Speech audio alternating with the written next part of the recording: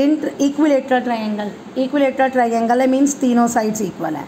D is the point on B C, इस तरह से बी डी जो है वो 1/3 बी सी है, बी डी 1/3 बी सी, ये पॉइंट है आपका इस पे बी सी पे। अब आपको प्रूफ करना है 9AD square, 9AD square is equal to 7AB square. सबसे बड़ी बात है इक्विलेटरल ट्राइंगल है तो AB is equal to BC is equal to AC। अब देखो स्क्वायर स्क्वायर आ रहा है साइड पे तो हम पाइथागोरस थ्योरम यूज़ करेंगे, लेकिन राइट एंगल ट्राइंगल तो है नहीं, इसलिए हम कंस्ट्रक्शन करेंगे।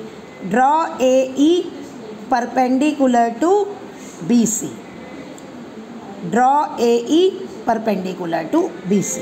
अब हमें चाहिए AD, तो AD किस में आ रहा है, AE में आ रहा है। प्रूफ करते हैं, प्रूफ अब शुरू करते हैं जहाँ से चाहिए।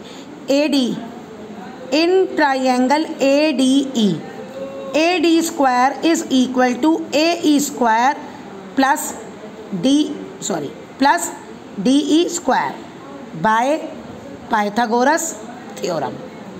ओके, चलिए अब AD तो आ गया, हमें AE तो चाहिए नहीं, लेकिन AE ना लूँ तो AE देखो, अब यहाँ पे ले लेते हैं AE स्क्वायर आपका क्या होगा, वो होगा AB square minus BE square.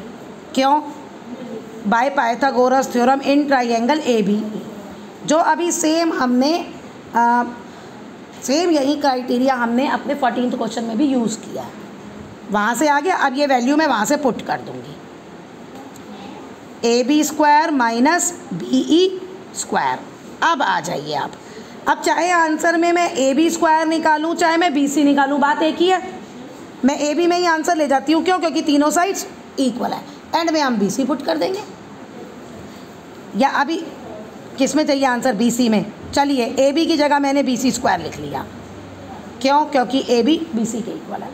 अब देखो BE, अब मुझे चाहिए BE और DE, इसके लिए मैं यहाँ इधर जाती हूँ।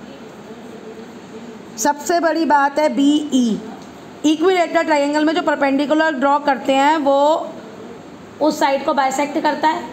90 है ना, ट्राइंगल्स दोनों क्या हो गए, कॉन्ग्रुएंट आ गए, तो वो इक्वल आ गया।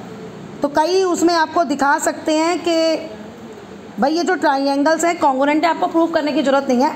आप ये स्टेटमेंट लिख दोगे, perpendicular drawn in an equilateral triangle to a given side bisect the side. Okay, तो ये BC/2 आ गया। चलिए यहाँ पे हमने BC/2 लिख दिया, ये भी हो गया। अब DE देखो हम कैसे निकालेंगे। DE निकालने के लिए मुझे क्या चाहिए, DE एक्चुअली क्या है, देखिए अब DE निकालना है, लेकिन अभी तक सेम मैंने ये रिज़ल्ट यूज़ नहीं किया है। तो DE को मैं लिख सकती हूँ BE minus BD, BE minus BD। अब BD जो है वो तो मुझे पता है वो BC/3 है, और BE अभी हमने कहा वो BC/2 है। LCM दोनों का 6 आया, ये तो आपको सॉल्व करना आता है ना, तो ये आ गया BC/6। अब यहाँ मैं लगा दूँगी BC/6। ओके, अब AD स्क्वायर सब BC में हो गया, BC स्क्वायर, BC स्क्वायर/4, BC स्क्वायर/6। 4 और 6 का LCM होता है 12। पूरी इक्वेशन को मैंने कर दिया 12 से मल्टीप्लाई, ये इसको 12 से कटेगा, 4 × 3 12, और ये कटेगा तो 2। अब ये जब सॉल्व करोगे तो आपके पास क्या आएगा, 14 + 12 + 2 14, 14 - 3। देखिए आंसर नहीं आ रहा क्योंकि यहाँ 6 है, इसका 36 होगा। फिर इनका LCM आएगा 36 होगा, ऐसे ही थोड़ा यहाँ कैलकुलेशन मिस्टेक हो रही है। ये आ गया 36, ये 9 और ये BC, ये है 9। अब ये तो आ गया आपका 36 AD स्क्वायर, 36 - 9 + 1। ठीक है, इसको पूरा सॉल्व किया, 28 BC आ गया, दोनों किससे डिवाइड हो रहे हैं, 4 से, 4 9s और 4 7s। अब आपका आंसर आ गया। पहले हमने यहाँ स्क्वायर नहीं किया था ना, उस वजह से आंसर नहीं आता, LCM लेके ये कर लेना।